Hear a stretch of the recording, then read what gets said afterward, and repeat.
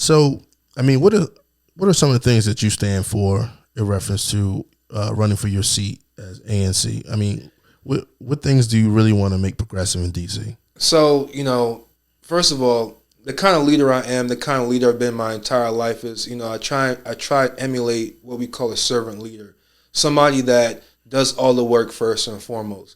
I don't ask anybody to do anything that I have not done or don't plan to do or am not willing to do myself.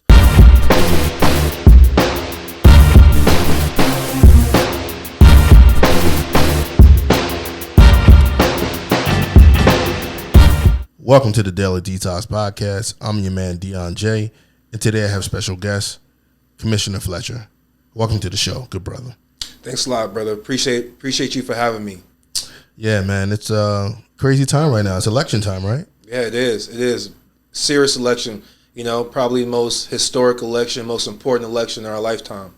You're in that election as well, right? You're running for a specific seat, right? I am. I'm running for re-election. I'm running for re-election as a third term for the Advisory Neighborhood Commission position for 5A, specifically 5A08. ANC stands for Advisory Neighborhood Commissioner, and is the first level of elected officials in the District of Columbia. We represent anywhere between 2,000 to 5,000 residents. And one of the main things, or a couple of main things I'm running for on re-election is unity, collaboration, and accountability. And with that, the four key policy areas for me are education, constituent services, affordable housing, and public safety. I get a little deeper into that as we go on in our conversation, but, I believe in the position. DC is not a state yet. And so this position was first enacted in 1973 because of the Home Rule Act. It gave D.C. power over local government.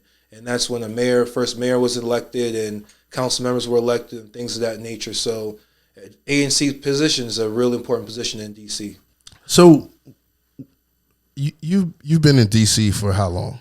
So I came to D.C. when I was 17. I came here to attend AU, American University. And I'm 35 now, so I've been in D.C. half my life. I left for a little bit to go to law school, went to Florida A&M, University College of Law, and then I came right back. So D.C.'s home. It's where I spent all my adult life. Wow, that's interesting. So you recently got married, right? I did, to the beautiful Brittany Johnson Fletcher. That's a new name now. And we just celebrated our first anniversary, September 29th. She's, she keeps me in line, but she's definitely the joy of my life. Seriously, she's amazing. Wow. One of the big things I was really happy to see get done this last elections, during my last term, we stopped the liquor store from coming to the community. It's a community that, I believe in, I love. North Michigan Park of Ward 5, a very historic area. It's where Mayor Bowser grew up. Mr. and Mrs. Bowser currently live there. And, it's a very much like they say the suburbs of D.C.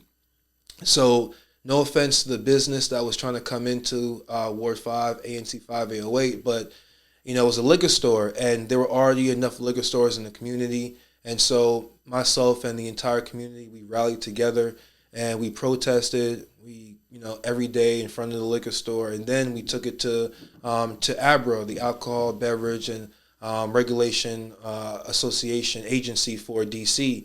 And so I was proud to be the lead attorney with Ronnie Edwards, our chair, to stop that liquor store from coming to the community. So that's the kind of stuff that I was really happy to get done.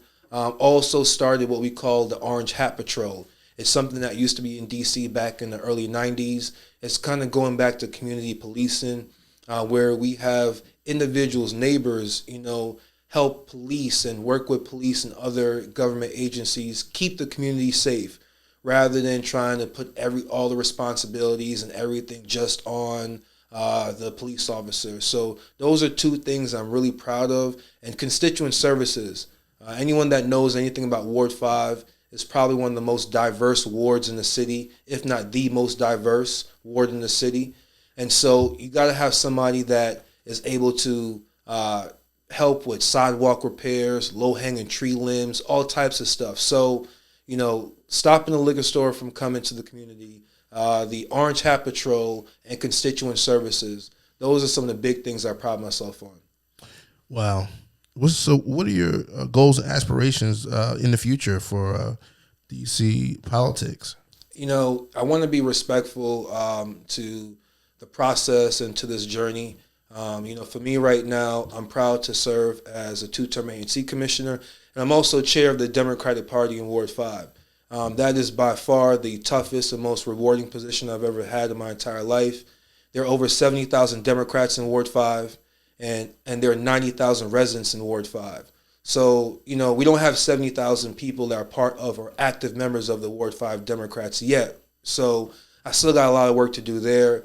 But I'm 35, and, the sky's the limit for me. And anyone that knows me knows that I'm a workhorse, and I'm ambitious. So, we'll leave it at that for now. So how important is the vote this year?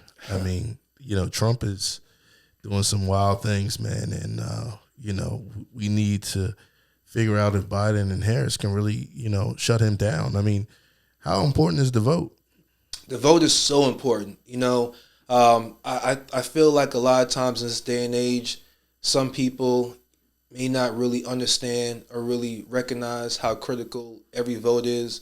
When you think of your one vote, yeah, that may not be that important, in that one. But when you think of 1 times 2 times 10 times 100, that's when we talk about the power of a block vote, communities coming together and coming out to vote. So, and in DC especially, it's a right that DC residents only recently received back in 1964 to vote in the first presidential election. So residents of DC and the DMV, this is something that we got to really come out and vote. Our forefathers, our grandmothers, grandfathers,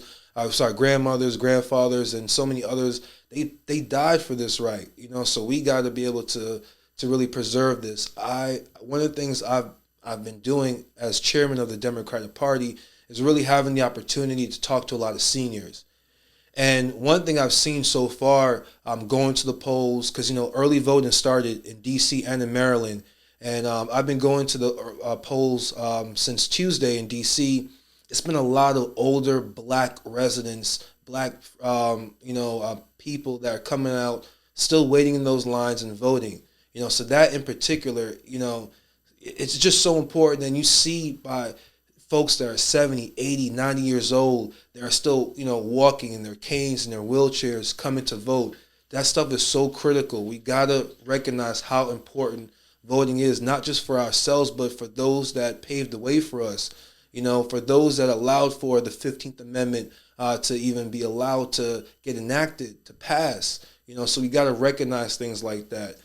Yeah, it's funny you say that, man. I was looking at a article, and it was talking about the 10 cities out in Fayette County in Tennessee, where back in 1960, and it lasted about 2 or 3 years, where residents of that county that were African American, if they chose to exercise their right to vote, they were evicted from their homes. They were basically, not allowed to buy any types of goods or purchase any services in that community. And it's crazy how, voting has really been like the key engine of this country, where there has been, talks with Ice Cube, and he's talking about how he wants to contract for Black America. How do you feel about his stance on the contract for Black America? So, Ice Cube and others that, believe what Ice Cube believes, I'll say everyone's allowed to have their own political ideology. Everyone is allowed to support whoever they want to support. But, straight up, in my opinion, Ice Cube is getting it wrong. And anyone that has the same opinion as Ice Cube right now is getting it wrong, because this election is about good versus evil, straight up, in my opinion. Well, he's saying that, the Democratic Party really didn't respond to him the way that the Republican Party responded to him. So he kind of went forward with the first, option that, gave him some attention. So all attention is not good attention. And I get that. I understand why Ice Cube would necessarily want to just go to somebody that's listening to him. But right now, Donald Trump and his administration, that's not who we need pushing any kind of black agenda. Donald Trump doesn't understand the plight and the fight of black people in this country. And no matter what he says, no matter what his administration says, he doesn't get it. Now, in terms of Ice Cube not getting the proper attention or proper response from the Democratic Party is wrong for that. Just because I'm a Democrat doesn't mean that you can't call out your own party. The Democratic Party still has a lot of work to do. And the fact that they did not respond the way that they should have to Ice Cube, that's a problem. But I have a lot of hope. I got a lot of hope for what the Democratic Party is bringing forward, not just with Joe Biden, but also with Kamala Harris and just also with the young leaders across the country. So in my opinion, Ice Cube should not be communicating, should not be having any kind of negotiations or conversations with Donald Trump, because at the end of the day, he does not have the right heart, the right intent for black people in this country. He's made that clear over and over and over. Wow, that's interesting. I mean, he's been going back and forth in the media, man. A lot of news stations have been contacting him, and he's staying on his stance about how he feels. I mean, with the black contract. So basically, when is Election Day, man? It's coming up in a few days, right? It's coming a few days, November 3rd, Tuesday, November 3rd. So, and they say that, and one thing I'll say too, voting has become the most accessible it's ever been, right? Because we have automatic mail-in ballots, we have drop boxes, and so I'm hoping that a lot of folks are utilizing all of these different options and different ways to vote.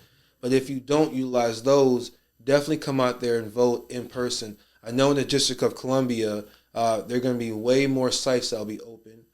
There's going to be proper PPE and social distancing in place at all the sites across the city. They also have super centers or super vote centers. The polls are going to be open from 8:30 a.m. to 7 p.m. Right now we're in the early vote period, so and I'm not sure if folks are really keeping up, but just as much we talk about the national elections, about Joe Biden, Kamala Harris, Donald Trump, and so on and so forth. Let's definitely pay attention to those local DC races. We got over 20 people running for the at-large position on the DC City Council. And I'm not sure if a lot of folks know that you have two choices, you have two picks in that race out of those 20 plus candidates. So local races matter, because that really touches what you do every day and touches your everyday life. Man, I appreciate your time, good brother, for coming over to speak. Definitely right before the elections, man. I know you're busy and you're out in the streets really trying to get the word out for folks can vote this year in D.C. and, so thank you, man. Thank you. Like I said, Deon, this is a dope setup. Appreciate your time. Hope to come back again. And, let's keep doing this work, because what you're doing is important too. Giving truth to power, giving opportunity for, people to come in here and really learn about what folks are doing, what their passions are in a lot of different ways. Because again, we got to support each other. And so I appreciate you supporting me, and I'm going to continue to support you, man. So definitely yo to the Noops. Fine, Noop. Thanks, good brother.